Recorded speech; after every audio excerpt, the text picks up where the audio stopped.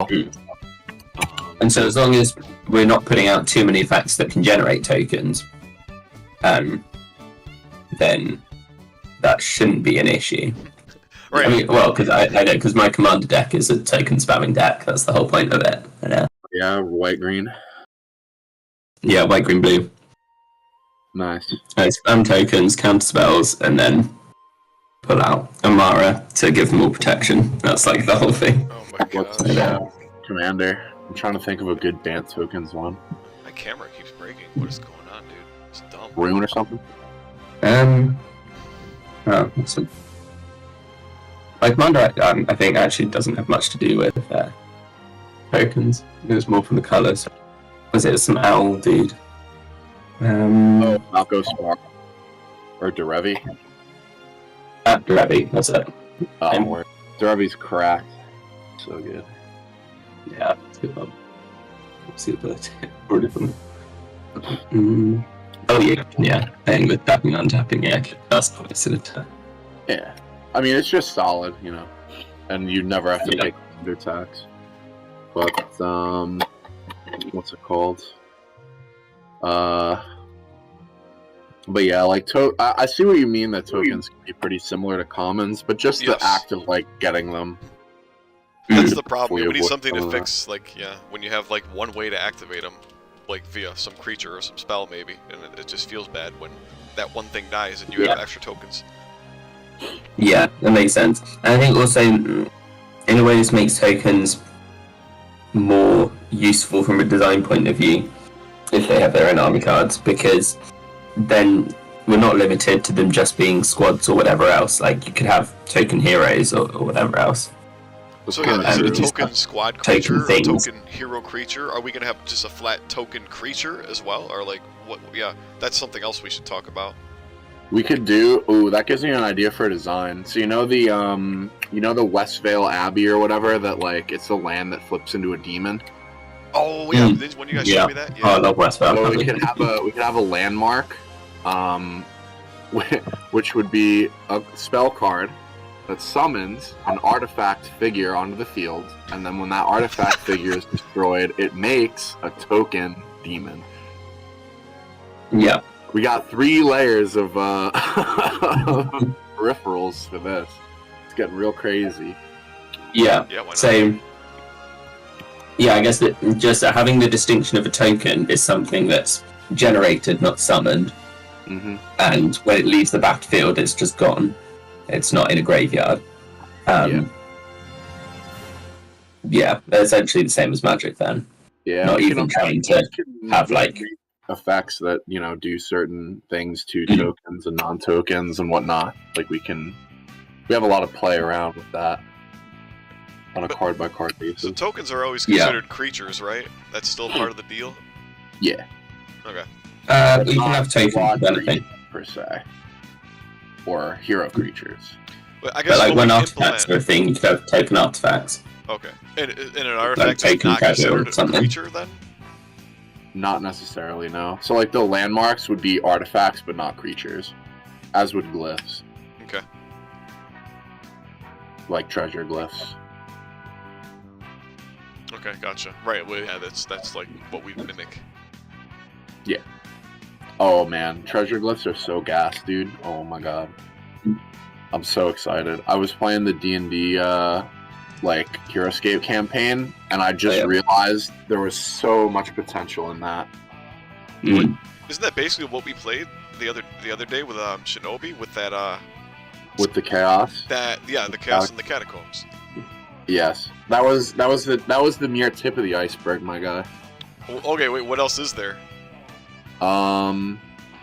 Like, so within the D&D room, that's a 4-room dungeon. We actually wound up only playing 3 rooms because of A, time, and B, I made the 3rd room really hard. So it worked well as a final boss, you know what I mean? Okay.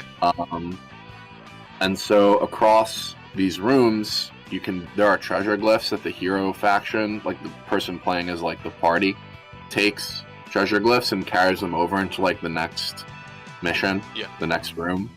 And basically, one of the things I kind of want to try with Kaladesh is to make a room-based kind of scenario, like be able to play multiple scenarios and have things carry over. So imagine the first room is like a mini Chaos in the Catacombs that lasts like a small number of rounds, but both players can grab treasure glyphs, and then in the second room, those treasure glyphs carry over to a different scenario. Okay. Yeah, that campaign format does look really cool. Yeah. It's where the burger meets the bun for me as someone who's like a D&D player also. Oh yeah, that makes a lot of sense. I don't understand why people were so icked by D&D HeroScape. It's really cool. I don't either. It has a place in my mind. Yep. But yeah, so. Alright, so I missed some of the conversation while I was setting the stream up, but where are we going with tokens as far as tokens for Zendikar Expeditions, at least? Well, we have 2 at the moment. Yeah, we got the zombies and the Scion thing, or the Eldrazi things, whatever they are. Yeah. So, we're going to make them activatable, but I guess the next question is, I guess the other only big question is, how many? Like, are they going to be like, quote-unquote, token heroes, or what's the deal?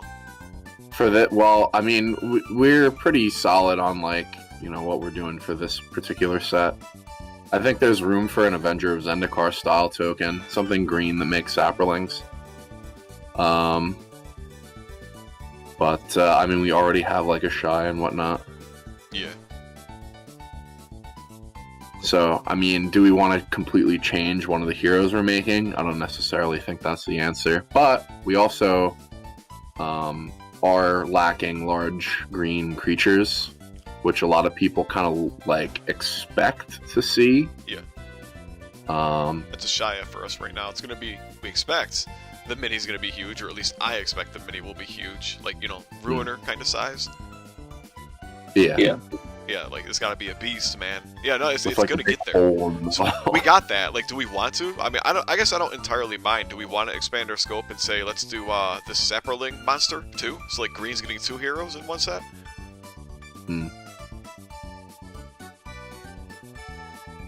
That's a question. Sorry. Yeah, more a matter of scope. Yes, it How is much right. you would keep adding. See, what's it called? Another thing we talked about Arcanis, because we were looking at all of, you know, Shinobi's vast multitude of designs that he puts out. And I would say, like, just speaking personally, and, you know, the number here I don't think really matters too much, but let's say that I'll look at that and be like, out of the ones that are magic themed would fit in official AOTP, I probably see like maybe like 10% that I'm like, damn, I look at that and I like really want to play test that and like evaluate it and improve on it and whatnot. So like the Goblin Guide, a couple Planeswalkers, Elvish Mystic, a couple things that he's put out. Yeah. And so I was talking to him, and something that he's kind of on board with, being that we can consider this something of a master set that we're working on, Zendikar Expeditions, as would Kaladesh Inventions be like a major set release. But, I mean, that doesn't preclude us from doing, like, little waves. Being like, oh, here's, like, a Zendikar bonus pack that has, like, Goblin Guide and a Avenger Zendikar and, like... Yeah, I think certainly, especially when... Because Wizards switched... Well, they switched up their release schedule a few times over this period. So it was like... It used to be, like, 3 sets to 1 plane, and then it was, like, 2... And then they went to individual for a bit, and so on. So especially where it's just like a smaller set with less theme to it, you have to make like a smaller pack type thing. Because I think the design, I think what Goblin Guide wants to do is interact with artifacts, which we won't have until Kaladesh. And so I would not mind releasing him as like a mini little thing that interacts with some of the Kaladesh design stuff. On the side. Yeah. Okay. I mean, how do we maintain color balance with all these? Like, that's another question. But I wouldn't worry so much about maintaining like perfect color balance. It's not really even there to begin with. Well, I mean, every color needs its power, right? Oh yeah, of course. Politically correct power, yes. Don't get me started. Are we streaming, by the way? What's that? Yes, yeah, we're streaming. Alright, I forget I said that, man. No, don't worry. Anyway. So yeah, I think... See, here's the thing. Yeah. So, I'm starting to come to this philosophy, and the more as like we design for Zendikar Expeditions, the more I'm realizing, like, if we're gonna come out with a full set, like let's say Kaladesh especially, like I guess I would view Zendikar Expeditions #1 as it's like a half set. Like we all know this, right? It's kind of like a half set. Like you clearly can't just play AOTP with just Zendikar Expeditions. So right. Yeah, sorry to interrupt. I was just gonna say I think the distinction between a full master set versus an expansion is that a master set has full decks, full armies to play with. It's cohesive and it's like a full game by itself, almost like Shadows of Innistrad versus the original, the Chandelar set, right? Like those are both like you can buy one or the other or both, and like you have AOTP, it doesn't matter. So I'm thinking that you guys tell me if you disagree, of course, but our design philosophy for Kaladesh is like, again, like as not to like the color balance, it's like fuck the color balance. Like I don't want to be concerned about like Twin Flame and shit like that. It's like let's make a good set like in Kaladesh. Don't worry about the overarching AOTP, at least to begin with. Like I can see like once we get to mixing matching a little bit, it's like all right, does anything stand out as like ultra broken? But even at that point, I'm like, Twin Flame is just broken. Like, Twin Flame is a card that can't really be, like, well-balanced, in my opinion, just simply by existing, you know? But in my mind, my first thought is, we come up with a big-ass master set like Kaladesh, it kind of exists by itself, like, in its own vacuum, right? It'll be able to do that, and I'll tell you why. Because we have 4 planeswalkers that are multicolored, and they're gonna cover all the colors, and we're going to have, commons, which means that with commons alone, anybody would be able to make a full list with that, as long as we make enough spells.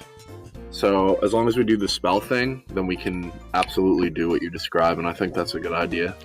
Well, so do what we're describing is, what I'm describing here, but what I mean is, as far as like balancing, I guess what I'm trying to nail without having a better way to explain is that when I think of balancing, I'm like, oh, like the color balance. Like, when we design Kaladesh, I generally want to look at it by itself while we're trying to balance. With some, again, I don't mind some consideration for, like, other things and be like, oh, can we mix Twin Flame in? And, like, how busted is that? Like, we know it's going to be busted. I don't really want to look at Kaladesh and, like, cut it down into, like, really shitty mechanics because Twin Flame is broken as hell, right? Do we get what I'm saying? Yeah. Arcanis, what are your thoughts on that? I think I agree with that. Like you say, you should treat Kaladesh as its own set, and aim to have it be balanced within itself for sure, and balanced with everything else as best as it can be. We don't want it to be. Like I think in my mind, you don't want to create a situation where it's like, if you want a competitive army, you only ever pick from one set. That's not really the point. As long as it's reasonably balanced with everything else, there can be variation between sets. That's fine. That's kind of what I'm getting at. Yes, is that like I want some things to be good enough for in Kaladesh, but the problem with that is it's unfortunately going to cause like the stupid shit like Project Self and Twin Flame and Titanic Growth and the Kessig Rangers, like all of, like the ultimate shit that like already takes a dump on everything. Is like it's unfortunate. Some of that might get a little more powerful. I don't know. I would hate to take that into every single consideration for Kaladesh, though, you know? But what I wouldn't want Kaladesh to do is over-centralize everything to be like, you're using Kaladesh or, you know, everything else is low tier and you're fucked. I don't want to go that route either. Yeah. What's it called? I mean, it means that we kind of have a power ceiling on what common squads and tokens are going to be able to do. To be like, well, at least we know that if we don't make it as broken as Kessig Twin Flame, and we're chilling. Pretty much, yeah. It can be up to that powerful, and it'll feel pretty good, I feel like. Yeah. I would shoot for a good chunk less than that, but yeah, sure. Well, you know. Something around there, for sure, to be like, Something between like just average and super powerful is kind of what I would shoot for.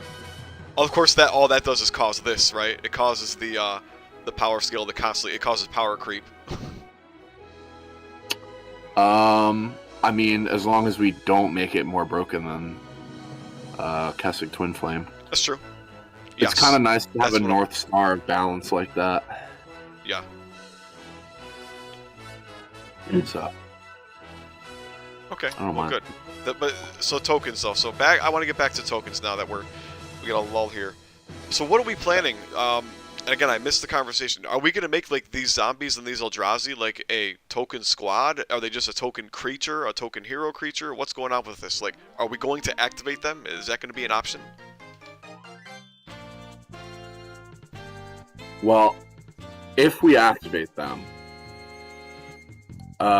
we have the army card that can definitely work. Yeah. Do they have to be a squad if we make them activatable?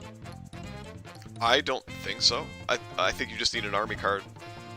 Can we just call it a token creature army card? I feel like you could. Yeah, I'm pretty sure you can. You can, except if we're ever going to want to make a token hero, it would make sense to have token squad creatures. Okay, what's the difference between a token hero and a token that we would consider a squad? There's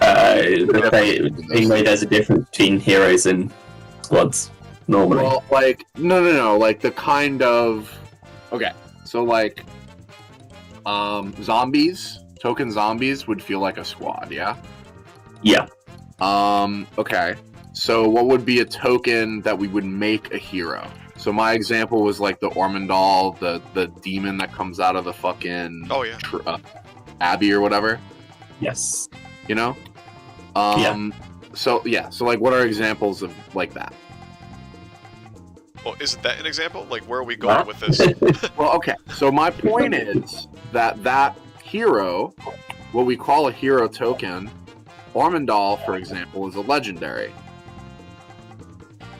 And so we can say that a token can be legendary without saying that it's a hero or a creature, or a hero or a squad. And then you can only have one Ormondal and so on and so forth. Okay. Not to mention that particular example would be made once, I guess. It would come from one thing. Well, so arguably, they're still like, although we're modifying Ghoul Vanguard's card, technically the creature that he creates is neither a squad or a hero. It's just a creature. That's right. Yeah. Which could be the case with tokens I agree. At large. I think that's effectively a token without it saying it. Yeah. Right. So, I guess the difference is that, like in Magic, you have the tokens that lots of things generate, and then you have the odd token that only one thing will ever generate, but it's still a token. Right. And it's typically, more powerful or has an ability or something. Could do. And so I guess that's what I would consider to be, or what would fit as a token hero versus as a token squad.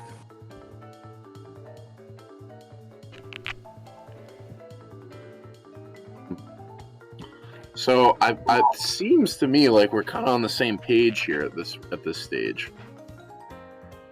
Yeah. So then, what I'm trying to figure out, so are the zombies and Eldrazi going to be token squads? And also, how many are activating then? Like, are we saying it's the equivalent of a 3-man squad that you just generate, like, one of at a time? So I think what we were saying is that they don't have to be squads to be tokens. That's true. Okay. Yes. So if it's just a flat token creature, I guess then, how are we dealing with, how many tokens activate? If I have 10, how many can I choose to activate? That's the question. Right. So in the place where it says, because an army card says how many figures are in it, right? At the bottom? Am I high? It's like also the hit zone diagram. Yeah, it's based on the mid left hit zone diagram that shows like all of their sculpts. That's how you know how many you're activating. Yeah. Because tokens won't have a point cost. And they also will potentially have only one figure as well. So that exact dynamic might not exactly be right. Anyway, I'm rambling, but no, I get it. So there's a point. With a token card, we can put a space on it that says, "Okay, this is the number of figures that you can activate." That's if you activate yep. the token. So like I would say like if we make a dragon, like a 4/4 fly or whatever, it would only be, 1 or 2. But a goblin or like so like the 3/3s in this set we can make 3, and then maybe if we make some 1/1 tokens like sapperlings, you can activate like 5 and like move a whole bunch around because the attacks they're throwing aren't going to be really good. And so it's not going to be like too scary to have that. I like the idea. It is different. It's a good point to note that like it is going to be different from the other army cards because we're currently not planning silhouettes. We're not planning the silhouettes so we can't see how many number of figures would be activated. So like you would have to spell that out somewhere on the card or like in an ability. Yeah, honestly, we could make it an ability, because another thing I was thinking was that if we had something that was kind of like we do really only want this activating with the hero that makes it kind of thing, then we can make an ability that says, like this token can't be activated alone. Like a Stang Twin, for instance, or so, like... No, okay, well, I didn't want to cut you off. Go ahead. Like a duo, like some kind of duo. Like, here's a hero, and he summons like a token copy of himself or whatever. So, right. So I think what I'm hearing is we can either, if we're gonna make that a text that says, hey, this is how many tokens you can move if you choose this card. Maybe it's more of a point to say, hey, at a baseline, tokens can never be activated unless they have an ability, or like the token card can't be chosen unless they have an ability that says they can be chosen and specifies how many numbers of them will move. I guess it depends which way around we want to be the default. Because whatever's the default will be written in the rules. Right. I was just about to get that. What's the default for a token card, effectively? Like, yeah. It's very hairy. I think if tokens are getting an army card that's an actual army card and not an imaginary army card, then the default should be that they can be activated. I agree. Yep. Okay, I see. Then I agree with Don. Then I guess I wasn't thinking clearly. Yeah. Then as Don said, like if we need to make a token that can't be chosen, I guess we have to say, this token can't be chosen for your turn. Yeah. So like it can only bond, quote unquote. And on that note, it can be a simple ability that says when this is chosen for your turn, whatever the wording is in the rules, you may move an attack with up to 3 figures or whatever. Yeah, it's like a bonding thing, like the Ghoul Vanguard, basically. Yeah. Yep, I can see that.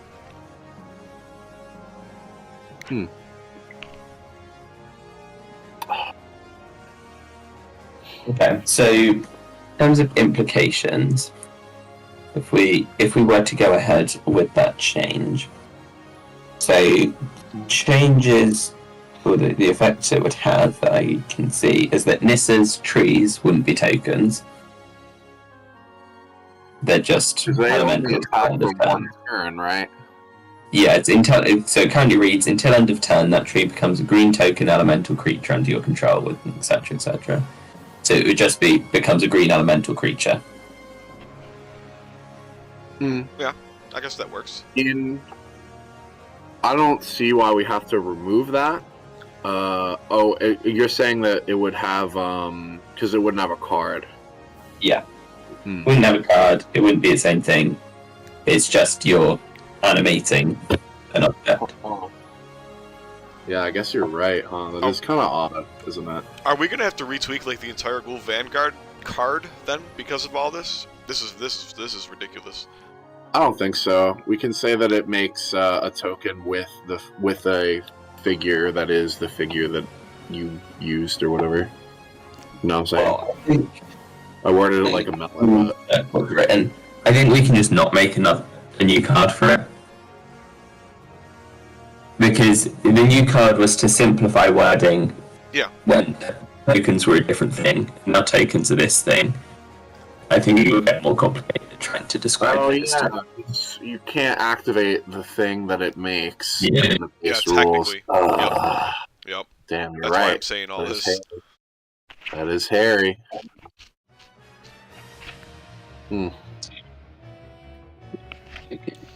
Even still, I still feel like we need to retcon. That official Glue of Vanguard card is so trash. We got to rewrite it regardless. Like it's so poorly written. I need to bring it up and remind myself. Alright, I guess we don't have to reword it. We need to come to a conclusion about what squad characteristics means. When a squad loses its squad characteristics, what does that mean? Which was a whole conversation. Already has a definition. Oh, did we come out with one? Okay. We did come to a conclusion, and I wrote it in the comprehensive rules. I found it. If that's the case, yeah, we could probably keep the Ghoul Vanguard as it is, and then we don't have to go setting a precedent of retconning an old card. I guess so. It's what did I say?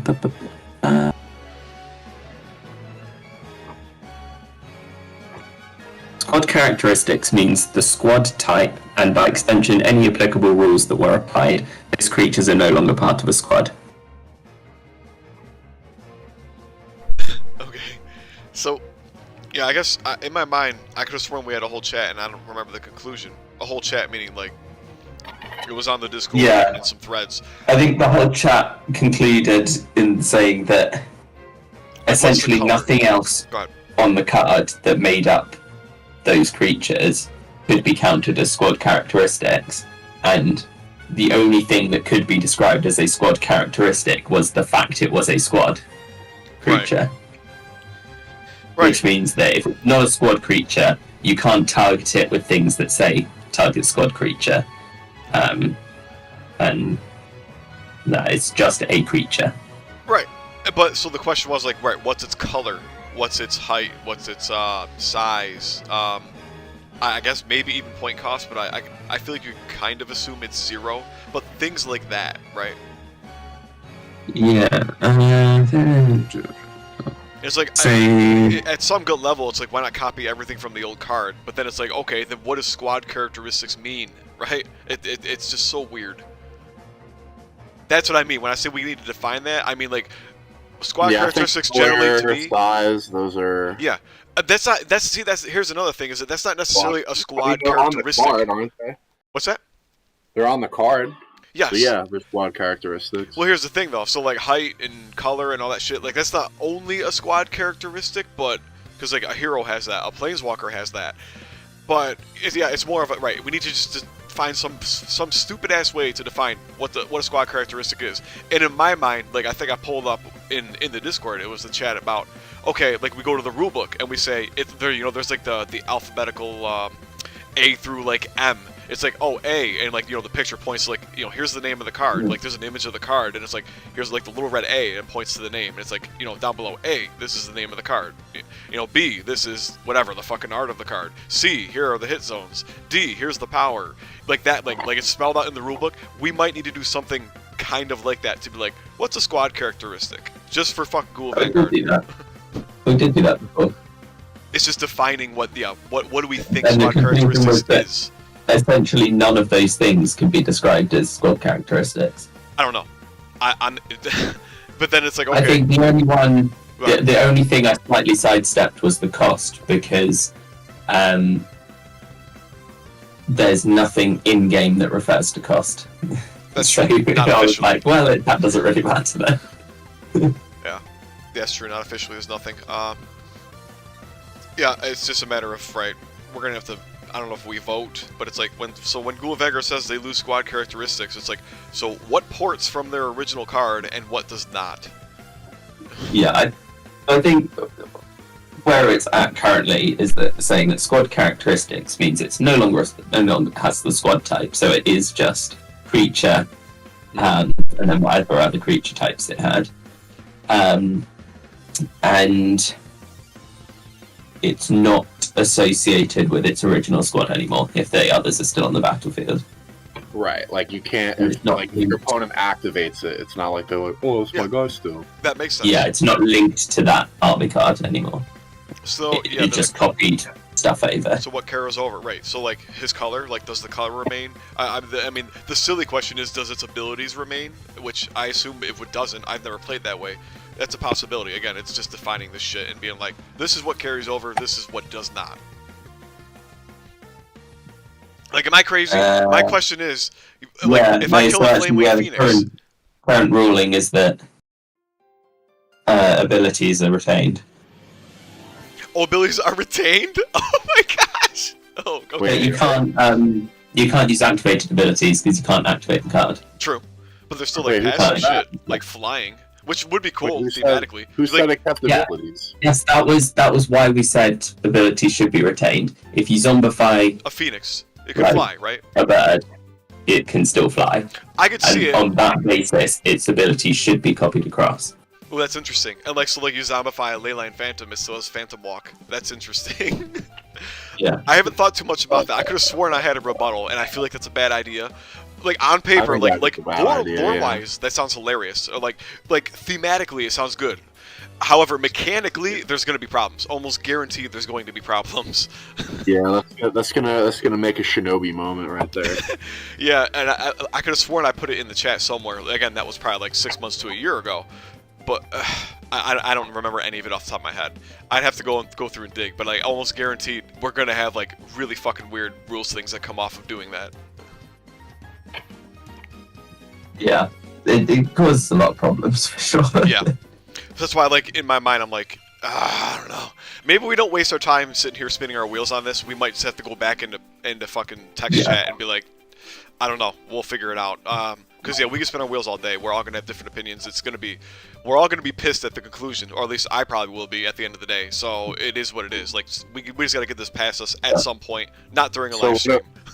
All right, I think it's more of a side point. Squad characteristics thing. Alright, I didn't understand any of that. I don't know who wants to go first. You guys fight. Hey, it starts before D, dude. Go ahead. Gentlemen. So I was just saying that I think it's more of a side issue and it's less to do with Zendikar, so that's true. It's not really an aim of PAC. But part of our Zendikar thing was, oh, we're gonna retcon the Ghoul Vanguard card for the whole token thing. So it's related. Don, go ahead though.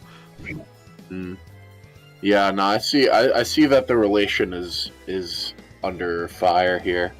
I mean, in terms of fucking Ghoul Vanguard, the answer is we make a list of all the characteristics, and identify which one we think are squad characteristics and aren't. I would write that down and see where our actual differences lie in our heart of hearts. Yes, that's kind of what we did way back in the day. Yeah. That was before those fellows left the Discord, and their opinions mean squat to me now. So, we will. I should find the rulebook, and maybe I can send a picture to you guys. Oh, yeah. But yeah. But what I'm getting at right is you guys probably know. It's like in the rulebook, it's like the 3rd page in. I think of like all the rulebooks, or maybe not Battle for Zendikar, but you know what I mean. Like there's a picture of the army cards, and it spells out. Oh, here's A, here's B. Like all the characteristics. I would just say, yeah, we pick some of those and be like, some of those carry over and some of those don't. Here's what it means when it says they lose squad characteristics. He says it, okay. It says abilities are characteristics, okay. Life, move, range, power, and toughness values are characteristics. But those are explicitly overwritten by the Ghoul Vanguard, so that's fine. Yep. I understand. I'm just identifying things. Yeah. Squad characteristics means the squad type, and by extension, any applicable rules that were applied. This overwrites their type as well, because it makes them a zombie. I would agree to that. Oh, no. It says in addition to their other types in the rulebook. Yeah, so you can either append it. I mean, me personally, I originally thought it overwritten the old types and said, okay, it's just a zombie. But I could see it also appending it. Like, that makes just as much sense to be like, it's a Flamewing Phoenix and a zombie at the same time, because it kind of makes sense. Yeah, I think I took precedent from Magic. Yeah, because that's fine. In Magic, it's either that makes enough sense to me. Its creature type and becomes a or it becomes a something. Yeah. In addition.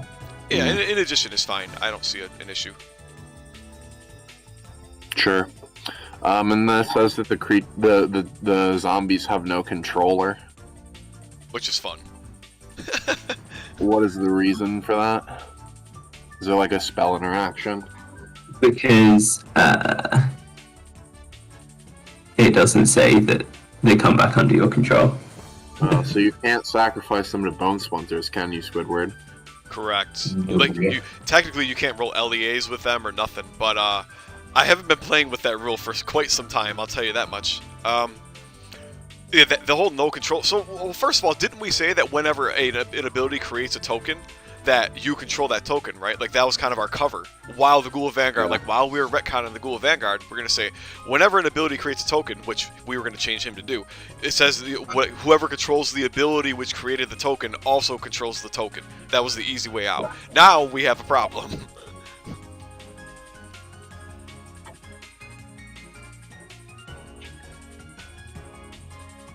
Mm.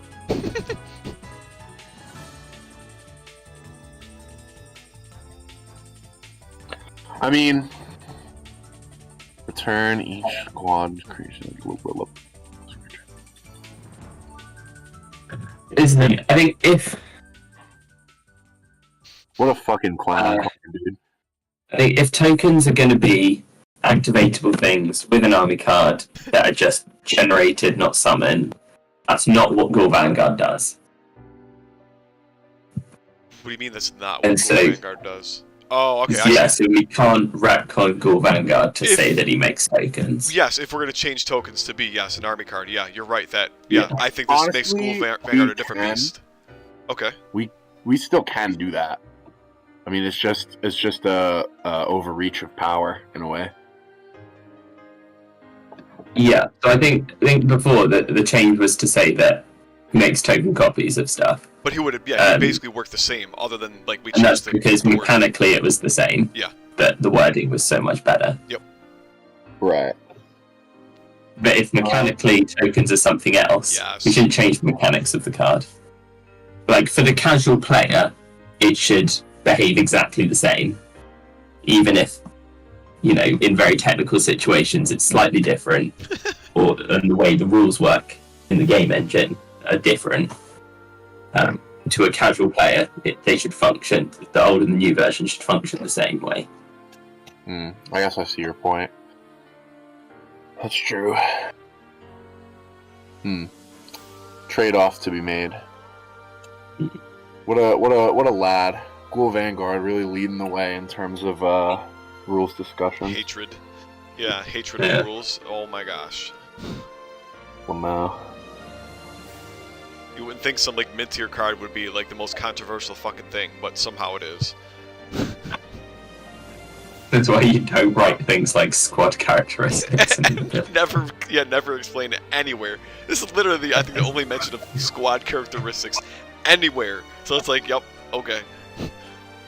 Because we all know what that means. Good job, devs. Word. Craig was on a mad one making these rules, man. I don't know if that was him. If he was, dude, he wasn't. He was either not high or not high enough. One of the two. Well, it's like in Magic. If you look at a card, you're just like, man, Mark Rosewater. What were you thinking? He was personally involved and he fucked it up. Yep. Exactly. That's what you get for being the public face, you know. Oh yeah. So anyway, if you guys want to chew on that shit for a bit and be like, how do we figure out how to define this, especially in tandem with activatable token army cards? I mean, we could always say, hey, you know, forget this whole activatable token army card idea and just keep things the way they were, but figure something else out. Well, is it worth it? Is it worth it? Let's consider that. I don't know. Is activating token army cards worth it in terms of design space?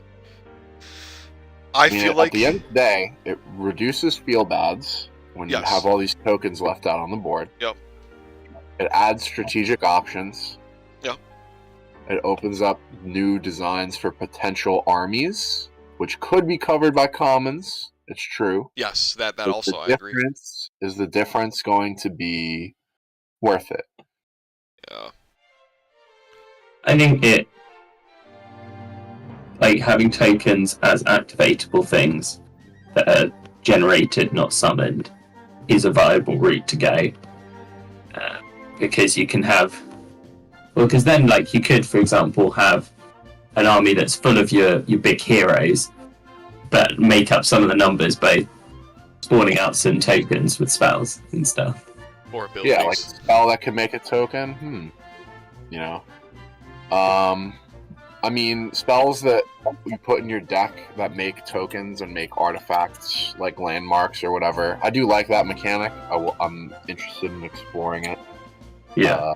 Potentially, even if we leave it on the cutting room floor. But, like, you know, all these things are going to make the spell decks play out differently as the game begins to change under our stewardship, which is what I would call what we're doing. Yeah. Oh, we're official. No, I get it. I'd call it a stewardship, sure. We're just attempting to grow the game in some, organized way. So yeah, so I'd be happy with that change. I did have a thought about them being not squad creatures. Is that so many spells refer to squad creatures, and if anything, tokens should be more vulnerable than squad creatures. They shouldn't get some kind of immunity because a spell specifies that it needs to be a squad. Yeah, that would be a short-term problem for sure, that there's very few spells that are just kind of creature agnostic. Most of the time they'll say do this to a hero or do this to a squad. But on the other hand, it means that you can't buff them with with hidden enchantments. Yep. It means you can't put divine favor on them. Yeah. So that does kind of run both ways. I would, me personally, I prefer to just call it a token creature. Like we can make, I don't know if we can do that with Zendikar Expeditions in particular, but we can make future stuff that says, hey, do the mass token wipe from the board or something to that effect. You know, be like, we'll just start nailing the tokens with future expansions. I don't think tokens are going to be out of control with Zendikar Expeditions. Like, it's not near that, right? Okay. Yeah, to be fair, like the way we've written our spells for this have already said, do this to a token or squad creature. Yep. Yeah. Okay. Sure. Yeah. So I think, and the final reason, which I think is somewhat relevant, is maintaining consistency with Shinobi. I mean, given that he's here and giving us a lot of content, someone said something along the lines of like, Heroescape has like multiple customs groups, and that serves its purposes. But like when we're so small, I think that like rules across different customs. It's good to be consistent as we kind of expand our analysis of multiple customs that come through our channel. That's the issue, right?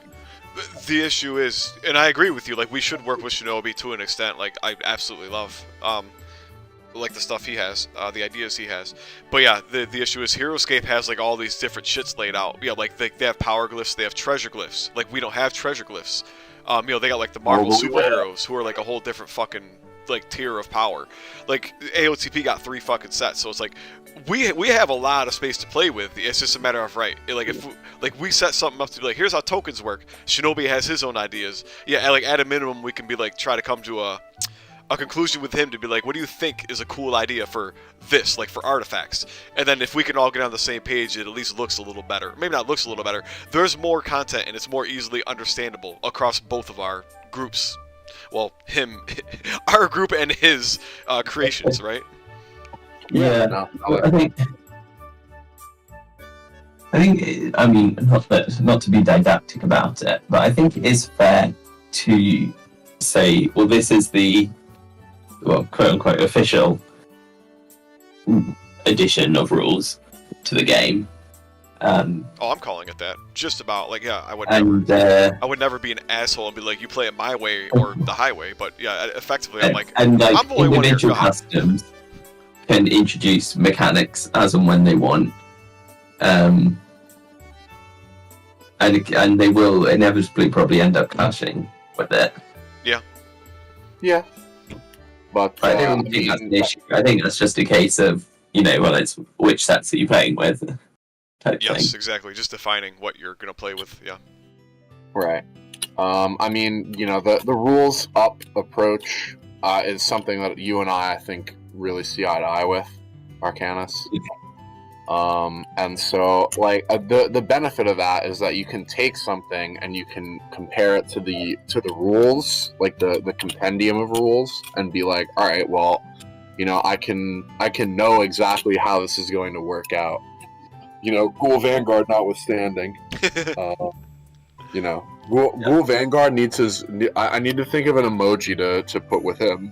Like I put clowns on Give him a Project fucking Self. clown. He gets like 5 clowns every time you mention his name. It's 5 fucking clown emojis. Where he's in the clown. We're filling out the cycle of clowns. We all I need is a green clown and a blue and a white clown. Kessing Rangers could be the green clown. Fuck them. No. Kessing Rangers are at least a competent enough design. That's true. Unless we start digging for shit that is weird with transform. Oh yeah. Oh, I want to though. I want spells that'll force a figure to transform, which I guess is not weird, but I want that. Well, there was one in Magic, whatever it was, the full moon one. You just transformed the werewolves. I want to make a spell. I think it might be green. Doesn't work with Daybound and Nightbound anymore. What was that again? I don't think that works with Daybound and Nightbound, right?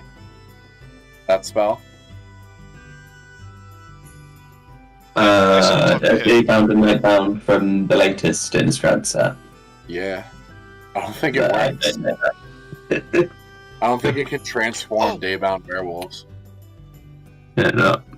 Wait, you guys are talking MTG, right? Just so I know I'm not crazy. Yeah. Okay. Let me look. If we ever start introducing a mechanic called Daybound, I'll be like, or that's like Daybound and what it does to the game. I'll be like, fellas, we got to be really careful here. We're getting off our rockers. Yeah. But yeah. So. Oh, I see. Yeah. Oh, yeah. Okay. So, I don't know. So another card in the clown list, and tokens are tentative. Yes, activatable going forward. Yeah. So we can do some Liliana and Blightherder tests to look at that kind of thing. See if it's too crazy. Start playtesting that way. Yep. You and me. So. Okay. I'm pretty satisfied with that. Yeah. We started filling out the cells in your completion doc. I think we have like 20% that we're pretty happy with. 20% is good. And then another like 50% that's in the yellow, so like almost. So I don't think 20% is like where we're at, but Sweet. That's looking good. Yeah, so more progress. It's coming.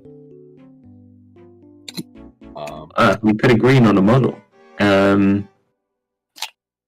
Which one? Serene Steward. Oh yeah, it's from Guildmaster's Guide. Yeah, didn't I write that all on the doc? Wait, is it in the doc sheet? I was looking at that. I was actually looking on some storefronts. I was having a hard time finding that model.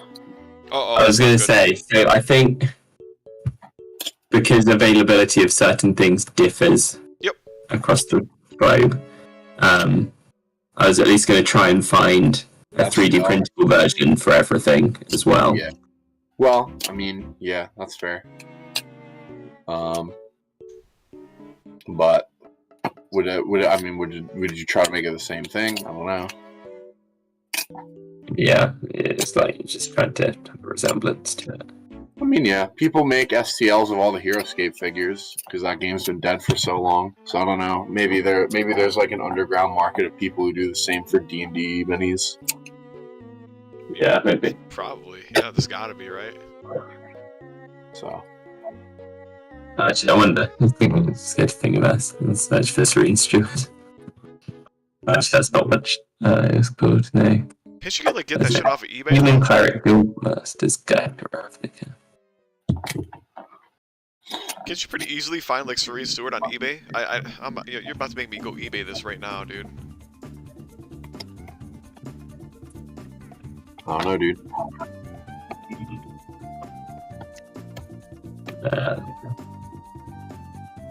Actually, I could probably be more quick if I pull it up on my phone. I mean, I'm getting a lot of hits for the magic card.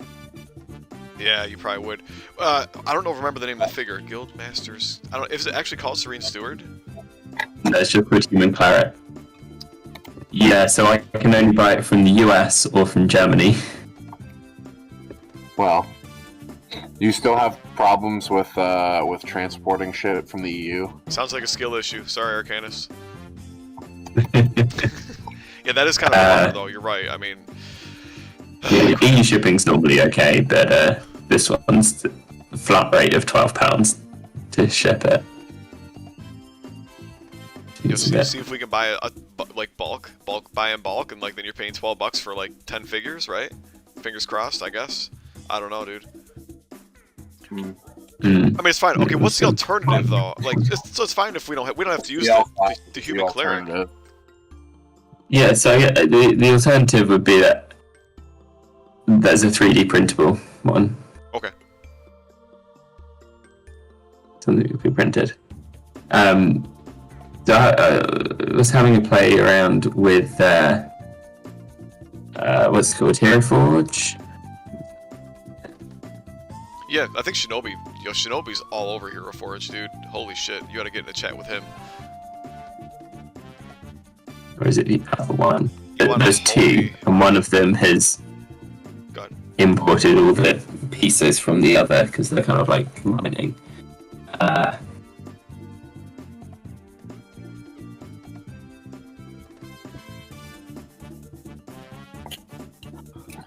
Sorry, 4:15. Yeah, already. Yeah, another Hero Forge. There's another one. It has all the Hero Forge like person figures, and then also like some creature pieces as well.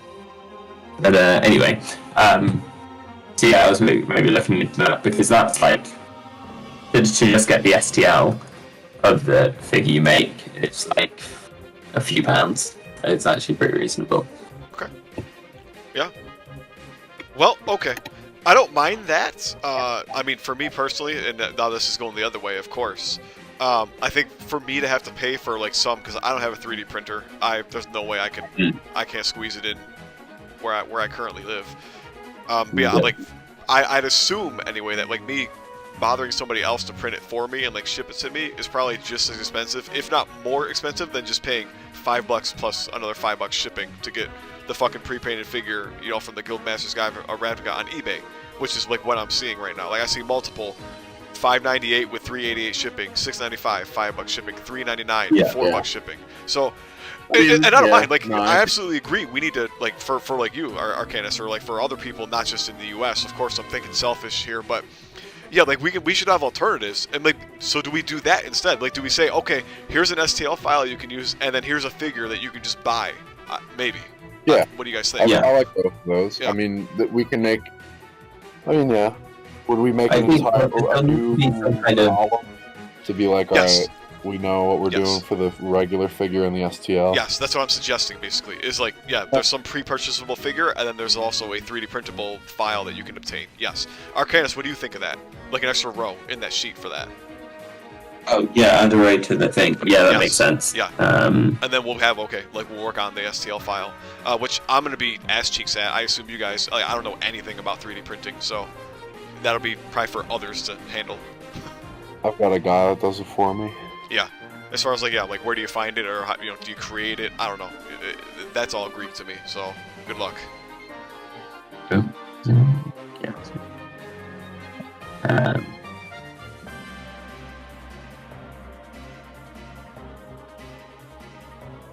Something. 1, 2, 3. Oh, I did something silly. Who among us? Yeah. Well, because of course, Seagate. You're gonna have to get printed. It says about that. Yeah, Seagate will only be 3D printed. Yeah. Yeah, that's true. Like the other Hedrons. And probably with the Hedrons as well, which is fine. And that's a good point. It'd be like, yeah, we'll leave the model or the figure space blank for those, and be like, you can only get it 3D printed. Yeah, like an NA thing. Yeah. Sure. Cool with that. Oh, big thick. Yeah, I'm about to I've shell off got the ass my- for that, dude. I'm opening up my my 3D printing, nation or Your store? paradigm. Well, no. Just my friend that does it for me. Shinobi's in the house. Shinobi, you're invading a PAC chat. Is this your way of saying you want to be part of? Oh shit! Look at this! Holy crap! Oh wow! He does have the gamer lights. He is a certified that's true, gamer. dude. That's true. No, Shinobi, welcome. You're welcome to hang out with us. We're kind of just talking mechanics. Thank you. And No, shit.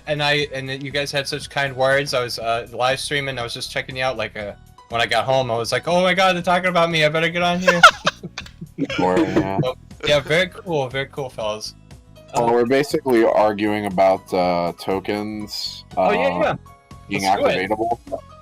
Yeah, the basically the only thing that we're still like, how is that gonna work? Is specifically Ghoul Vanguard, the most clown figure in the game. Okay. Other than that, we're like, yeah, it seems to make some sense.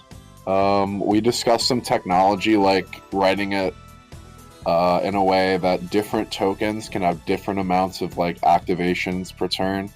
Okay. So like, if you got 1/1 saplings or ninjas, maybe you can activate 5 of them. Like I said, yeah, when you have like 10 goblins and you get to activate all of them, and then do some craziness with like doubling season or Cranko or anything else, it's like it starts to get crazy. And then the other thing is, I also have physical limitations. I don't have more than X number of these figures. That's all you're gonna get. Like so there are those things too. But there's so many things. There are 2 limitations that can be put on a token. One, a summon limit. So like, okay, where you can only have 5 elemental tokens, for example.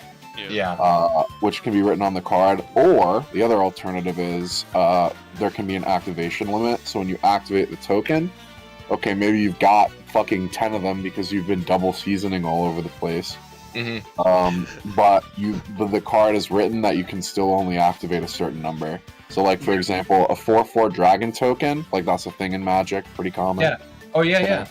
But so that would be A, probably harder to make, and B, probably written to be like only 1 or 2 of those you can activate, but you can activate like 4 or 5 fucking 1/1 or 2/2s. 1/1. Okay.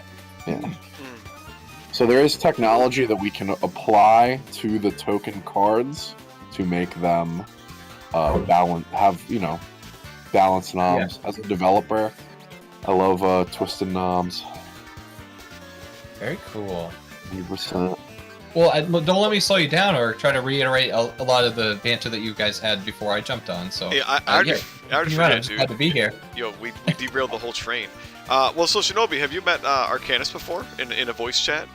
No, I haven't had the pleasure. Hello. No, pleasure to make your acquaintance. Obviously, I've been a fan of yours for years, man. So it's thank you. That's true. To talk to you, He's like meeting his god right now, basically. And then Holy thank shit! you again. I mean, you still continue to be my guardian angel. Thanks for fixing my shit. Now it's like I need to share it with the community, and they all have to come out. Yo, that's what I'm about to say. Like, so Arcanis, have you heard his story? Have you heard like kind of what his story is about with like AOTP and all that shit? Like over lockdown It's right. It's just like during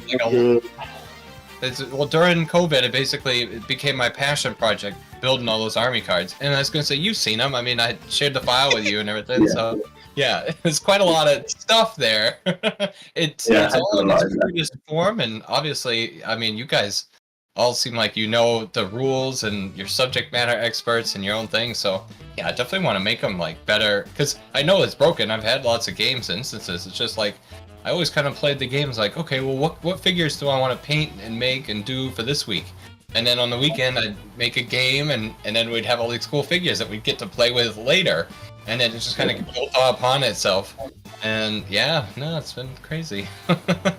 So now I think it just got to be part of the community now and try to share and get information. And then, of course, you guys adding to what is already existing, the original games. I mean, that's so cool. So I definitely want to help in any way I can too there. You gotta be crazy, dude. Yeah, you gotta be crazy to try and add to this game. I was about to say though, like with all the buffs and shit you make, we were just making fun of Craig Van Ness, because we were like, yo, why did he okay shit like Twin Flame and Ghoul of Vanguard? So it's like, it's fine, dude. You're in good company. You're in the presence. You're in the company of Craig Van Ness himself. Yeah. Yeah. I feel like it's your job to try to test the boundaries of the game and try to see what makes sense, what doesn't, add new mechanics, add new flavor. Because did we learn so quickly that with the base game, it's like it doesn't get much more exciting than what you originally get. So thank goodness we had the 2 expansions, and then what you guys continue to create every day. Oh yeah, dude. And what you post every day, my good lord. But what's it called?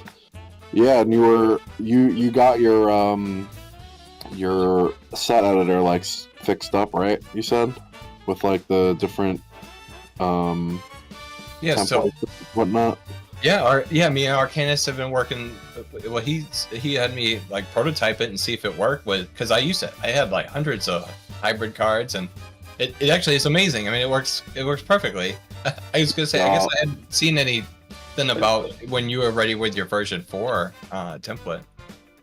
Yeah, Arcanis, where's that upgrade? To get updated. I was gonna say, I actually just recently discovered one last thing that I never mentioned to you. I failed to send or whatever, and it was during Spell Card Sunday. Multicolored card. All of a sudden, when I went to the spell cards and looked at the colors, you could do hybrid spell cards, which never was a thing for me ever in the past. It was always dual colored or 3 or 4 color, 5 color spell cards as a combination, and I only made very few like 5 colored cards.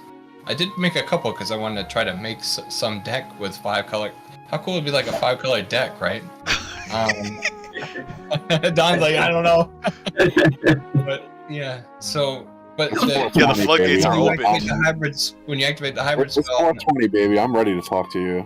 Yeah, he is. Oh yeah. my gosh. Across the time. But the only thing was, so now you activate hybrid cards, but the mana symbol stays the same. It stays 2 single colors.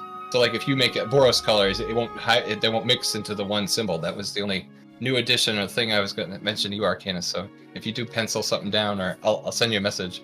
It definitely would be, now it's a new game changer for any kind of spell decks. Anything I was ever going to think of. Access to hybrid mana in the spell decks. That is wild. That is exciting. That is super exciting, my friend. It's brilliant. I've definitely seen some customs. Brilliant. It's like, wow. Mad scientist moment. I've seen some customs that utilize that though. Like customs that are like, there's a spell that's like half white, half blue. I've definitely seen somewhere on the internet they have that. Like that's been used, and it's definitely an Arcanis thing. So yeah, it's a good amount. There's a whole set. Yeah, well, because the first template that had hybrid cards on wasn't mine. It was based off mine, and someone had added to it. Okay. And so when I then updated my one to fix issues that I accidentally put in, that just like disappeared. And so Shinobi was like, where did this go? I can't do it anymore. Is this a bug? And I was like, oh, it's not a bug. I just never did it. But yeah, no, it was a good use of my day last week when I was too ill to do anything. So I just laid in bed and made hybrid templates. No, it's so awesome. Is he too old to do anything? Oh no. I was just like coughing and sneezing non-stop. It was rubbish. But yeah, you're beat. I get it. Yeah. So, Arcanis, I got a question for you then regarding that. regarding that whole thing, so you went through and did that fixing for him. So did you update that on the? I think you put that on the Arena Planeswalker or the Planeswalker Arena boards. Did you update that post? Because like I went and downloaded that one like months ago. Yeah, I was gonna say. Yeah. Yeah, I was gonna say. Even when you do, you seem to do it in the background where you're like, I just changed the file link instead of like doing a whole nother post, which is good because you could. I mean, I know it pulls right up when I looked it up on Google or whatever. It's like, Yeah, I replaced the file so the link still works. I think I should post a new comment on the bottom to say I've updated it. I will get on that because I haven't put the new version up yet. Okay. No worries. I know he's I did have a mistake that you haven't seen. If you selected one of the 4-color ones, if you selected 4 colors, it picked the wrong background. Oh no! Oh my god. It wasn't actually my fault though. The list of colors I was drawing from had a typo in, and that's why. Oh yeah, no, it's so put it in wrong. But yeah, that's all fixed now. So yeah, it is good to go. I will get on with updating that so everyone can have the new template. Yay. That'd be cool. I would love it. Yeah, no, dude, like, no, at some point. so cool. Oh my god, it's Christmas. That's like that's like I gotta mark my calendar for this because it's a really big deal. It really is. I'm not kidding at all, you guys. Oh heck yeah, understandable. Yeah, I'll drink to that. So anyway, yeah. So I know we've been derailed, but and I don't even know where we left off. But I'm sorry, my friends. No, it's fine. I mean, you're feel free to chime in, but do you guys want to talk a little bit about the royal scenario by any chance, or even maybe more of like the Hedron shit? The royal scenario? Oh, I thought you meant royal as in like a king, and I'm like, what? Oh, royal as in like our scenarios. Yeah, do you guys want to talk chat about our scenarios for a little bit? Word. I actually brought all my tiles to my apartment to do like after the Oh, that's actually not true. I have some tiles over there. But for the royal thing, the only thing that I would need to begin working on that more in depth is the what's it called? So like, if we want to make terrain rotatable, we need to come up with some kind of list of terrain that is, or like shapes of hexes that would be that you could spin and have the footprint stay the same. Right. Yeah. Okay, did you guys see that Lake of the Dead that I sent to Shri? Lake of the Dead? Yeah, I was gonna say, let me grab it and I'll try to send it to you real fast. Oh, like a map? Yeah, so it was some kind of thing I found. I can't remember where I talked about it. Probably on the AOTP discussion. What does it say? So, what is it? I think they were just... Was that when old boy was talking about building maps? So, when he showed a picture of his map, he was like, oh, I don't have enough water tiles. Oh, yeah. Oh, yeah. Yeah, this is similar to what... you're talking about the map. The map. Yeah, there was some kind of water map with the hexes. That's kind of like what Arcanis has put together.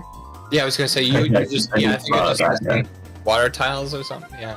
Yeah, basically. Yeah, no, the gimmick that we have in mind for this scenario is so basically imagine that, right?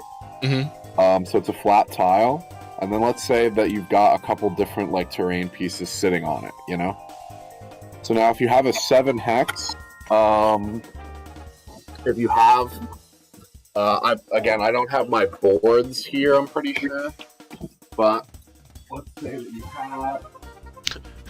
He's gonna keep talking as he walks away.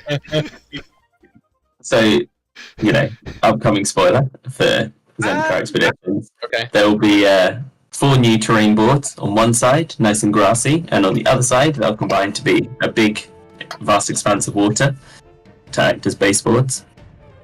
So much like the ones that came in Shadows over Innistrad and the original one. That's awesome. No, that's so cool. Like 4 terrain boards. We're mocking it. Yeah. Kind of, it's basically like Innistrad, like where they got the blacks on one side and like the road and the sand was on the other. We're kind of doing that. Only it's gonna be like grass and water, effectively. Oh, that's awesome. Yeah, you get 2, then you have 8. It's like that's a big map. Yeah. I get so big really fast. Yeah. That's really cool. Oh, so I guess Don's got it. So Don's back. Yeah. There he is. What's it called? So like, imagine that this flat board I have is just a hex board, but it's flat, which means that the pieces that are on it are not tied to anything really. Like I can move this around or whatever.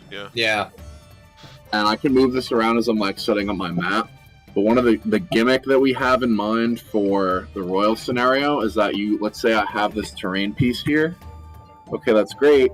But then at the end of a round or whatever, whenever some condition happens, then you take the piece and you literally move it during the game.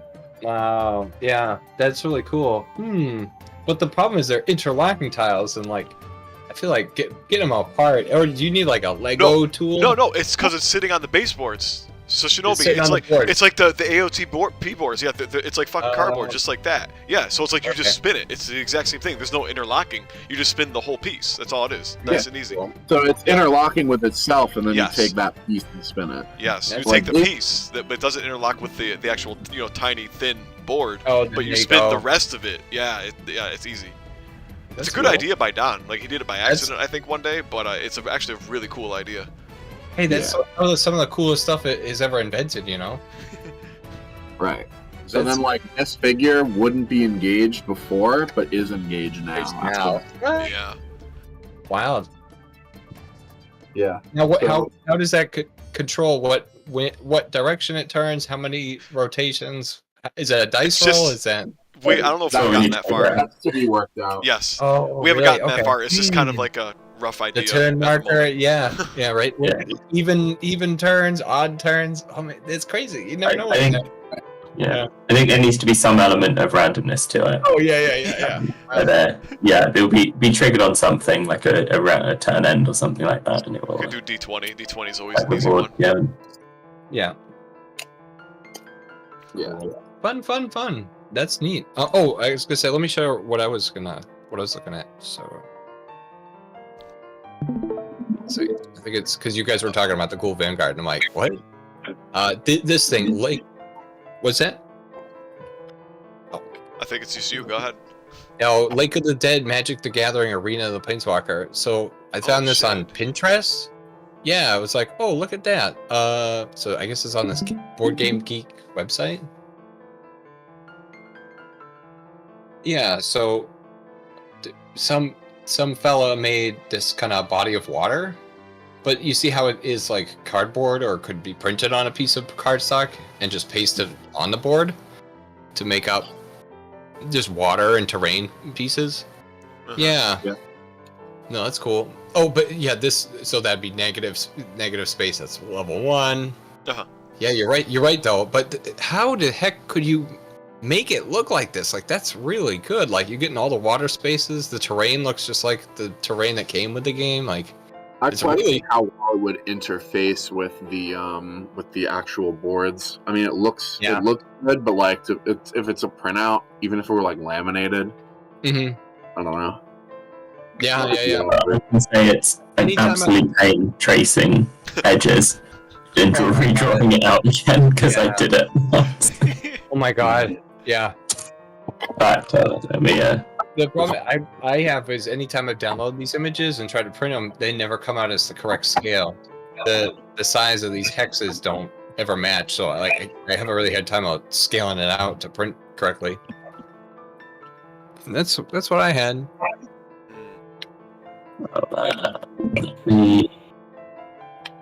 But now what next? Charlotte wants to catch up. Let's say.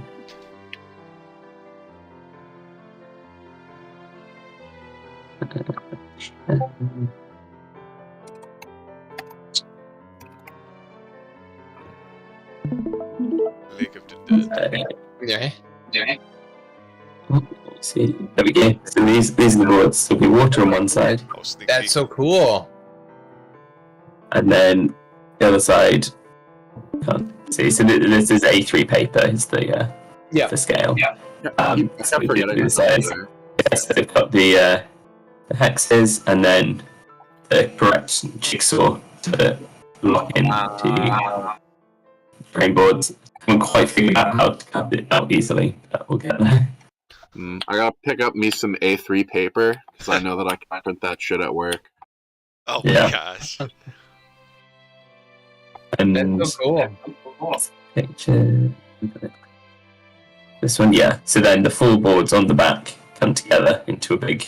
Ooh, it does not like to render this. But okay, bigger 2x2 of the grids. Water. So cool. And we've also got these little joiny bits. Okay, so if you've ever tried to put the Shadows over Innistrad Road pieces onto anything else, you would have noticed that they don't fit together. Yeah, they don't. Because the front and the backs are different. So these little pieces are mirrored rather than the normal connections, so you can connect the front and back faces of two boards. That's genius. I never even thought of that. That's so cool. Yeah, you get that. Yeah, so they actually work. Yes. So you can like use the black side of one, like of the shadows, and then use the road side of the other. I don't know if you'd ever want to do that, but it's possible now. I actually just recently did that when I was doing some stock footage for the miniatures forge. Oh, okay. And I set up those tiles, and I'm like, what the hell? They don't go together? I'm like, this is madness. Well, this will fix that. That's so cool. Yeah. That's the terrain boards. That's awesome. That's so cool. That's fun. How did the stream go? Great. Very cool. But, well, yeah, I definitely don't want to, get you guys off track or anything. So, we're just chatting. did I see on the stream you were doing a Roll20 game? Or were you just talking? You know, we're gonna play, and then it quickly changed into, we're gonna chat about like the rules and shit that we still need to kind of hash out, and just the tokens thing, and these two scenarios which we're kind of hung up on. Okay. But so on that note, and something I'm still kind of confused about. So the royal scenario, is that gonna be like something we use like mostly the grass hexes on? And Don, I'm not sure if you're still around. I see you're muted, but maybe you could chime in. What's the potential of like us changing those pure water, the pure water sides that you had there, Arcanis, into like something that might have islands, let's say, like some grass tiles or maybe sand tiles in the middle of them, kind of randomly. You know what I mean? Yeah, I would not describe my skills as that good. That's fine. So, which is why I went make it look like the thing that I got, Yeah, we could. I mean, we could try and steal some art. we'll have to figure something out to like mimic that. It's about trying to put hexagons of different stuff over the top of it. Yeah. Okay. And blending them together. Yeah. Right. Which is where I'm not quite sure how I would approach it. But with the water, with just like flat water, you can always just put hexes on as islands.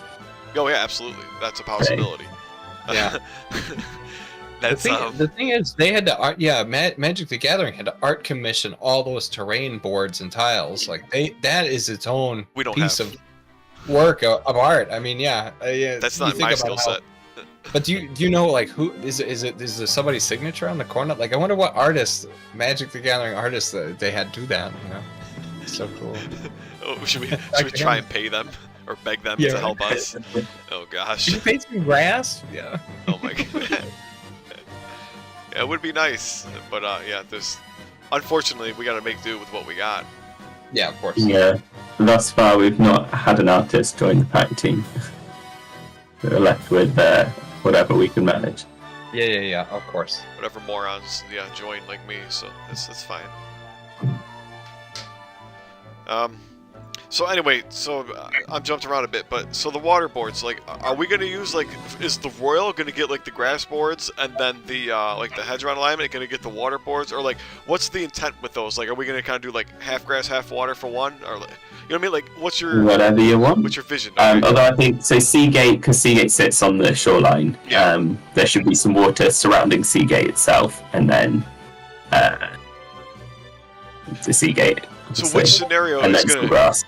That makes sense. Which scenario is going to involve the Seagate? Is that the hedgerow? Hedgerow alignment. Okay. Hedgerow alignment, yeah. So yeah, so then the idea probably is that, right, so we have 2 boards that are grass and 2 boards that are water. That's kind of the general... Yeah. Okay. So it's like maybe we try to design something around the boards looking like that, which is going to be interesting to say the least. Yeah, and I guess it is a bit more difficult, and I haven't made Seagate yet. Seagate, it has such like strong history in Magic the Gathering. We gotta have something like it, dude. Yeah. But I've got a design. I need to just actually make it. Yeah. So it's on its way. Okay. Make it as in like 3D print it, like execute on it? And then like design it digitally so I can print it. Oh, okay, gotcha. Yeah. So I'm making it so with the same connections as the Fortress of the Arcanis. Yep. Say it's going to function the same way, be interlockable. It can hook up with the castle walls, which will be funny. Yeah, it can, and also with any other hex terrain. Yeah, that's slot true. them in. That's actually the good point to be made. Seagate. Okay, so then the Royal. So now we got that out of the way for the Hydron alignment. What is the Royal going to use? Is that just going to be all of the grass boards then, or is that going to be like 2 grasses and 2 waters? Like, what do you envision? Because I don't have any idea. I have no clue. I don't know. I think trouble with having like water that you expect people to traverse is that it really limits movement unless you're playing Cura. Right. And then or whoever's playing Cura will be flying through the water bit or camp out on an island and wait for everyone else to wade their way through. Yeah. So it would probably, from a gameplay point of view, be better to just do it on like an all land or mostly land board. Yeah, I'm almost wondering if we could try something funny where it's like we could still... I don't know if this is worth, but we could still go with 2 grass, 2 water tiles, but instead do like kitty corner. Like do kitty corner, so it's like we got, you know, the grass is like this, and then the water's like this. You know what I mean? They're not. Is it orthogonally or orthogonally? That's the name. It's not like north-south from each other, but diagonally, like kitty corner from each other for the grasses, yeah, right, and for the waters as well. Yeah, and then I guess with a bit of land on top of it to kind of bridge that gap. I would say, use the land mostly on the water tiles to kind of give it, so like there's more. Yeah. You can actually move across the fucking water. Yep. Okay. Alright, maybe we can try that. Don disappeared. I would like to hear his thoughts on that, because I know he's kind of mostly heading up the Hedron alignment thing. That's cool. Hopefully I'll remember this. That's what I want to do. I want to figure out how we can utilize those terrain boards. And if we got to roll with it, you know, with them all being all water, that's what we got to do. We got to use our whatever hexes we're going to use to be like, here are the islands, and we just got to sit the islands on top of the water.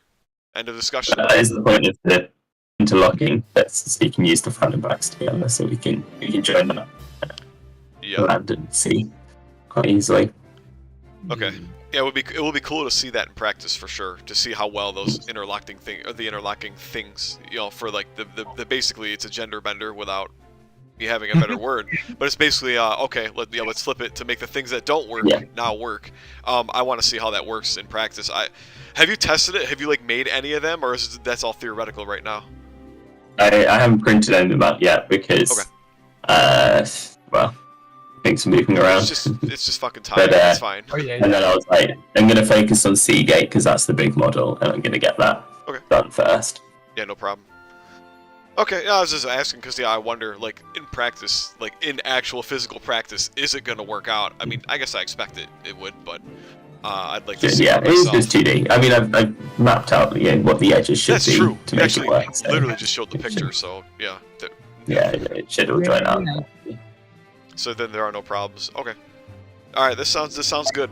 I don't think Here, let me go check. What else was on the quote unquote agenda, at least that I was asking for from Cool. Yeah, that's it. That's what you guys gotta do your project management dashboard. Yeah. Yeah, I think we covered your 3 points already. Was that okay? That's good. I'm glad we flew through those. That's what I had to remind myself because like I didn't think we were going to be doing this chat today, so I'm like completely unprepared for. I can't find it like where I wrote that. What the heck, dude? There it is. Okay. General chat. Yes, there it is. Okay, yeah. token cards. There it is. Okay, so token/token cards, more royal, and then the progress tracker. Yeah, you're right. We got it all. I don't really have anything massive then. Otherwise, successful meeting, hopefully. Yeah, meeting adjourned. So wait, what is? I want to get the final. What's our final?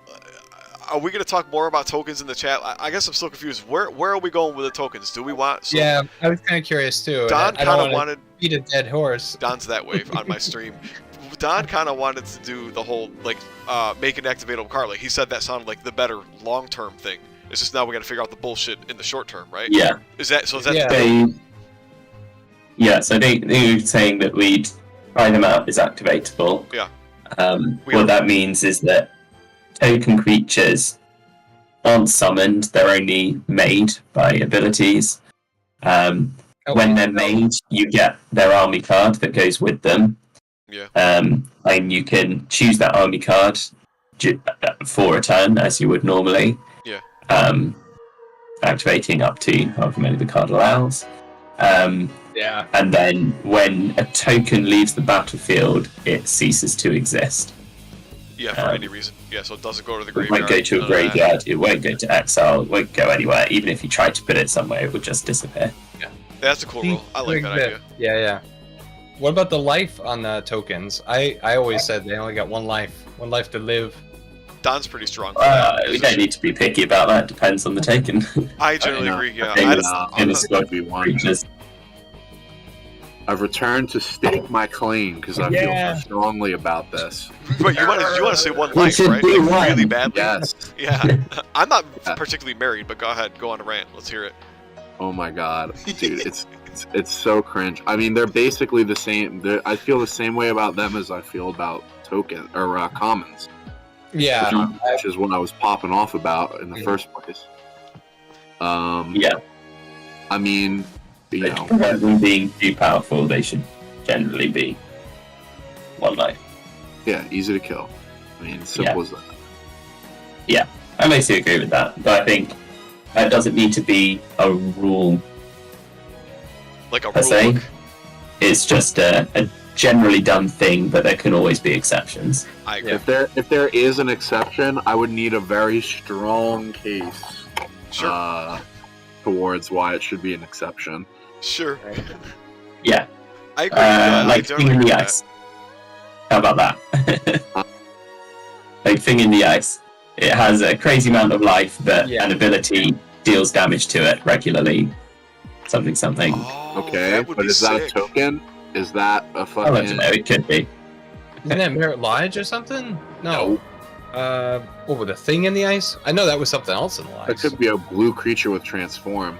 Here's a question. That's also true. Like, aren't the werewolves?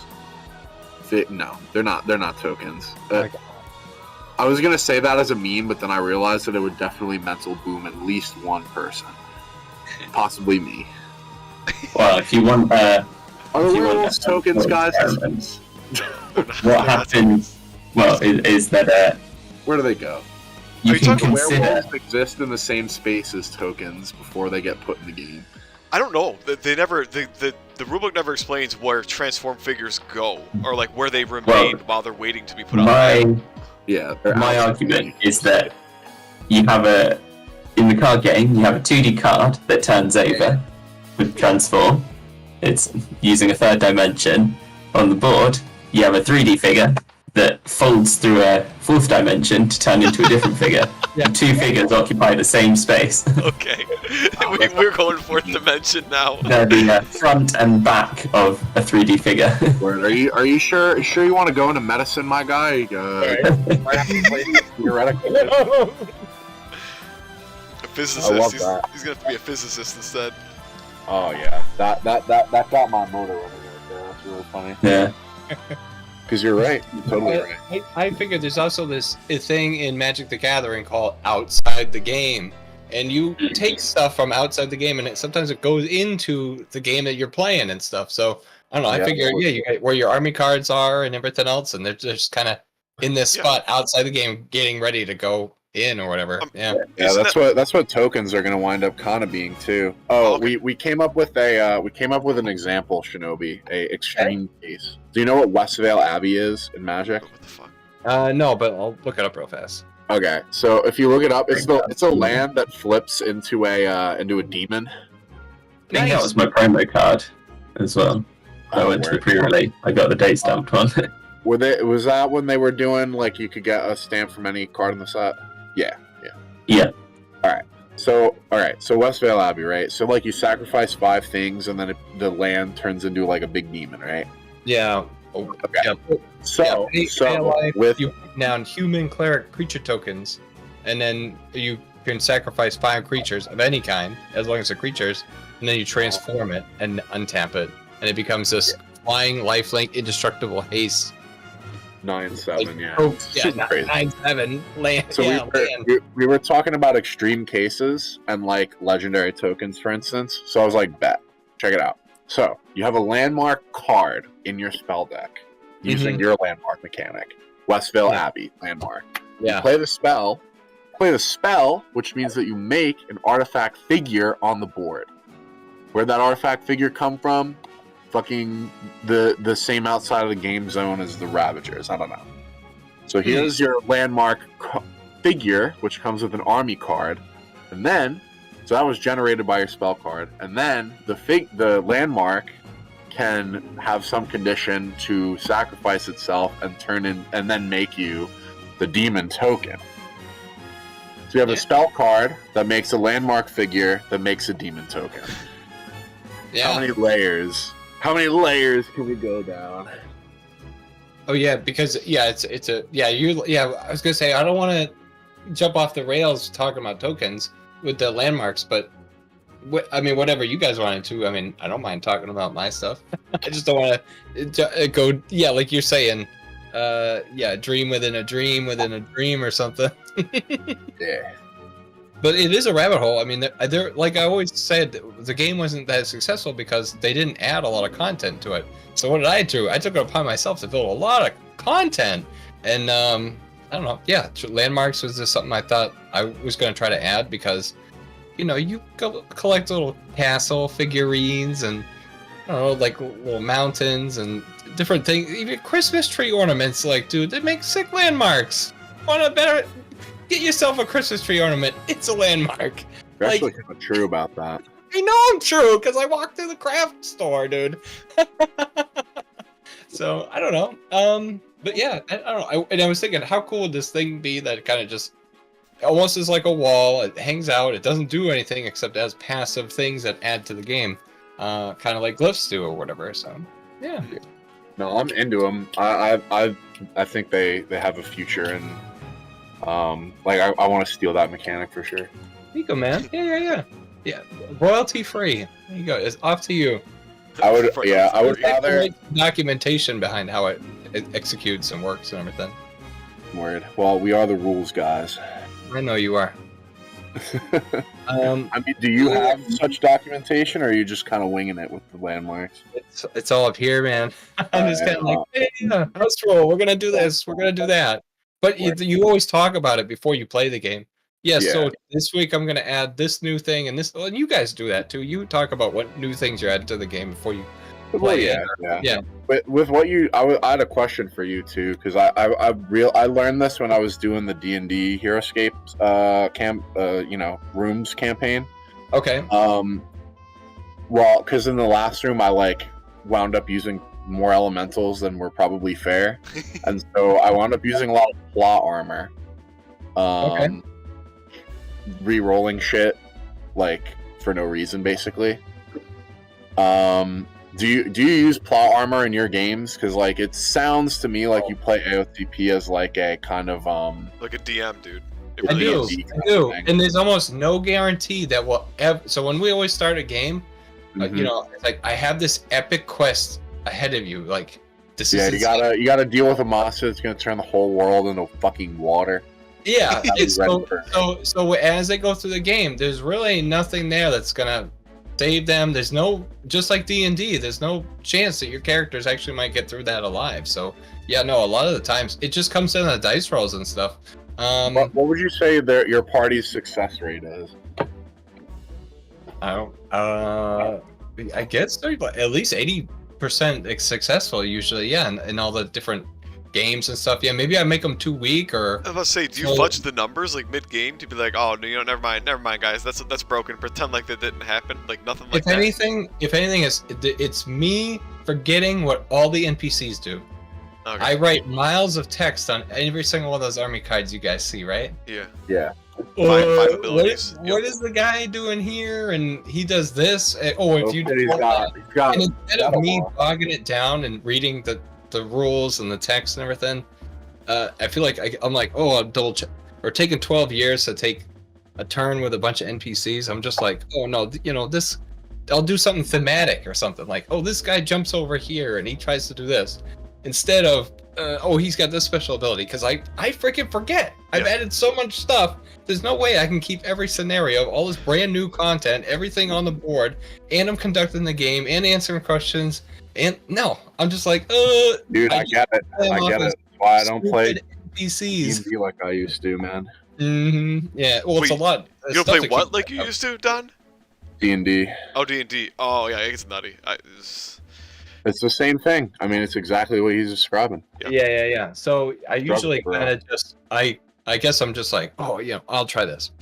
Use some of the skills. And that's why I also realized, there's way too much stuff. It's like I wanted to try to think of all the different cool abilities and things that this character could have. But then I know I need to trim the fat because there's just too much stuff going on. It's like, well, what's the core of this character? What's really important to them? What it makes for really cool gameplay. Yeah. And half the time I should just sit there with my cards and be like, cross this out, and then just play. That's and a good idea. Have a much better time. Well, no, I know. Dude, call me fucking Weight Watchers because I love trimming the fat. That's like my favorite thing to do when I read your cards. If you've noticed. Yeah, you just like cut this. You can always copy it, put a bunch of lines through it, and repost it. I should, man. Well, I mean, I could do that if you want me to. If you want me to be more like, this is how I would straight edit this card to play it at my table. Fair enough. Yeah. Whatever you guys want me to do that, I will. Sounds fun. That's pretty much what I do. If you find yourself that it would be therapeutic to do so. Yeah, I mean, dude, Don, that's pretty much what I do for Shinobi shit. I'm just like, nah, dude. I tell him, I'm like, I would get rid of this text and just go with this phrase instead, and just call it a day. I don't know. Yeah. No. They're just my opinion, my suggestions. But what is it? So I do think about these cards that make tokens that are just like immensely powerful. And the thing you were talking about, the thing in the ice. So the Westphal Abbey, that doesn't. The only tokens that makes a little one white and black human. Well, no. This, so to import it into the game, Ormondal would be the token. That's what I'm saying. Yeah, but why wouldn't you just? Okay. Yeah, you want to make him into from the token, but the other one was I was thinking about the tokens, where like some creatures just make just powerful ass tokens. Oh no, that's what it was. It was the thing in the ice that doesn't make a token. That's just creature. It transforms or whatever, right? Yeah. Whenever you cast it, remove an ice counter, and then it transforms. So you would make that into a token effect instead of it transforming? That's like what I'm... So see, you guys are thinking of making... I wouldn't... If I saw those two cards, the only tokens that place would make, the Abbey, would be just little clerics. I'd find some other way to make that demon come into play or something. Yeah, I was just trying to find an example where you might want a token with more than one life. Yeah. Like if life was the currency doing something for an ability, and it could start off for life and get down. But you guys are like you're onto something though, because like you were talking about the 4/4 flying red dragon, right? You you have X number of dragons. Like I have my squad of 6 4/4 flying dragons, like token creatures, like, and they just fly over. It is too powerful. So what is it with every token? I always have the army card for that token. It's like, it's not like the Ghoul Vanguard where you don't get an army card, like, but then you run around and you're like, oh, which token is it? Like, it does kind of get crazy. Like when I play Magic the Gathering, you have to sit there with all bin of tokens to know which one's the token that you need for the deck that you got. It's like, I don't remember, it's this one. So you really have to also kind of categorize it, but it's also like limited to how many figures I said. Like, oh, I have my 6/4/4 dragon. Well, I don't have 6 dragon figures, only 3. I ran out like a couple ago. It's like that's all I have. So there's physical limitations. Well, that's why I don't know, Shinobi, if you're familiar with what we were gonna go with, and I think we still might, but I'm not sure. Like, we're just like, hey, whatever token you want to use is basically up to whoever's playing the game to be like, just grab some random figure that you own and use it as your token figure. So it's like it doesn't have to be a zombie. You can just grab like the fucking Palmaru Elemental and use it as a zombie token. And then we said, okay, the entire thing is a hit zone. The entire thing is a sight zone too. Like, that's one way around to be like, if you want to have limitless tokens, just be like, again, that was our rule. Just like grab any fucking token you want to represent. It's as long as it's got a base and it looks, you know, kind of like it. It's basically like a. It would be kind of like a gentleman's agreement to be like, oh, hey, if I get this many tokens, are you cool with me using these figures? So it is kind of like a gentleman's agreement thing, but that's the most sensible thing to me in that for those kind of mechanics. Yeah, that started like a lot closer to Magic's definition of a token. Yes, exactly. I have one other ace up my sleeve here. So you guys notice when you play Roll20 with me, I have a D6 nested in between my attack and D20 roll. Yeah. The D6 is nice because almost everybody has. It's not a specialty dice. Almost everybody in the world has access to a 6-sided die of some kind. Maybe that could limit if you have 6 dragons. Maybe at the beginning of the activation of any token, you roll that 6-sided die. Oh, shit. If you were to have 10 dragons, well, you only roll for the 6-sided die. Whatever it lands on, that's how many you get to activate. If you keep rolling high, that's sick for you. If not, I only got 1 die. Well, you only get to use 1 token. He only gets to fly over. It's like that was the other kind of idea. As I've introduced the D6 into my games and what I do with the game and how I have stuff go off, it is nice because the 20-sided die has a lot of variation, and this is just really keeps it simple. It's just very, very, very quick, very easy. One 6-sided die, boom, there's your number. That's what you get, you know. All right. So. I mean, I already have a big rebuttal to that. I mean, just in my mind, it's like, sure, a 1 through 6 is not a lot of variation. Just like in a vacuum, I guess I'm gonna say. But right, when you're talking about the number of figures you move, when AOTP, like, you only move 1 to 3, because like there's nothing more than 4, you know, or nothing more than 3 guys that can move. Suddenly you're introducing something that can move 6 guys in a turn. That's massive. Like, that's a lot of variance to go from 1 guy to 6 guys. So it is a lot of variance, actually, considering the activation of a figure. You would have had to have 6 of the tokens summoned somehow. Yeah. And you're right, it's kind of astronomical to begin with, to be like, I think in like all of our playtests, I think we've only gotten maybe 4 or maybe 5 of one kind of token on the map. So it's like, there's a lot of conditions to even get to that point. I'm not telling you it's wrong or anything, but I do think there's a lot of variance there, which kind of scares me, but that doesn't mean we can't try that. I think that could be, because we think we can make it an ability for different tokens have a different ability that defines how many activate. And what's it called? That could, like, if there's some kind of like chaotic type like character, that sounds like a really cool idea. Like some kind of Rakdos devil token could work like that.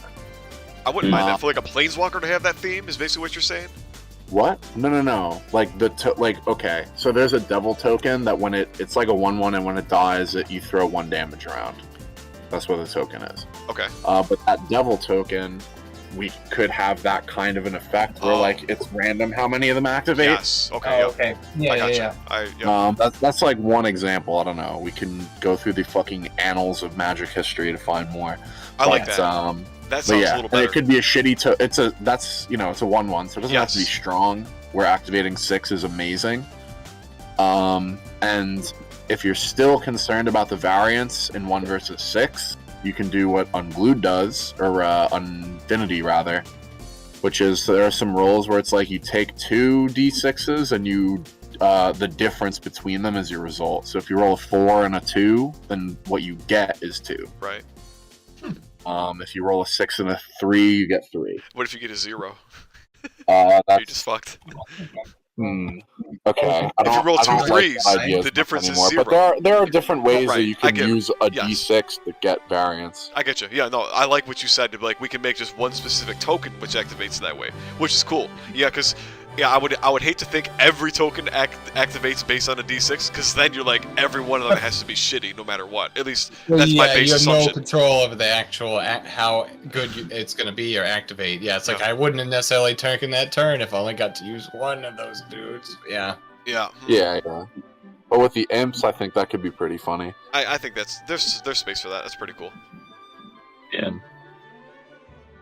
Yeah. So what do you guys? So we don't have anything to cover in how many activations. Once it's life cycle, right? It fades. Like what are the fading counters for Magic? Things have echo? No. It's fading. I thought wasn't it? Time Spiral had a bunch of stuff that was like, it would only kind of hang out for a couple turns, and then it would that was all the counters were removed. That was it. Yeah. I think yeah, I have one in my commander. It's like I think it's like 1 mana, 1 blue mana. Yeah. 3 time counters. When the last one's removed, you draw 3 cards. So it's like things on delay. Mm-hmm. Oh, so that's almost like suspend, isn't it? That's for playing. That's for casting it. You kind of put it in. So it's even different. Oh my gosh. Like layaway or something. Yeah. There's so much random shit. This is why I probably don't play Magic. There's a lot. There's a lot of inspiration that you could pull from Magic the Gathering. I probably should learn. Yeah, just for that. Going on. So. Yeah. It's not hard to kind of look towards that for inspiration in a lot of different things. That's cool. That's not a bad idea for me to... The tokens, though, yeah, I mean, I'll have to try to take note of all the trials and tribulations I've had with the tokens over time. Honestly, that would be... I would be interested to read something about that. I would too. So I would have to fucking playtest it myself and suffer. Token madness, yeah.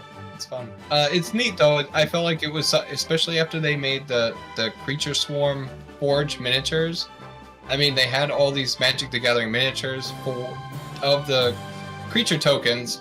It's for playing Magic the Gathering, but I was like, well, no, it's really for AOTP, isn't it? It's like I have to add this into the game. It's gonna be fun. Yeah, but it does get unruly as to know who controls what and how many. It definitely does, yeah. Because you could pretty much like be at the end game, and then all of a sudden somebody with this token generator starts cranking them out like crazy, and it's like, wow, the game totally can change when you wouldn't think it would. So it's very interesting. True. Yes, that's it. Cool. Yeah, fellas. We covered the agenda as we said. That's so cool. This has been a fun chat. I don't have anything else, honestly. So awesome. I'm probably need to dip soon. Yep. For sure. Yeah. But then let's break then. Yeah, like I said, it was a successful chat. I appreciate you all hanging out, and it's neat to just pop on, like see what was going on YouTube, and then actually jump on the call. So yeah, it's good of you to join us. Likewise, yeah. All right, fellas. Yeah, y'all take care. Have a good night. Cheers. I'm sure we'll be in touch. Take care. Yeah.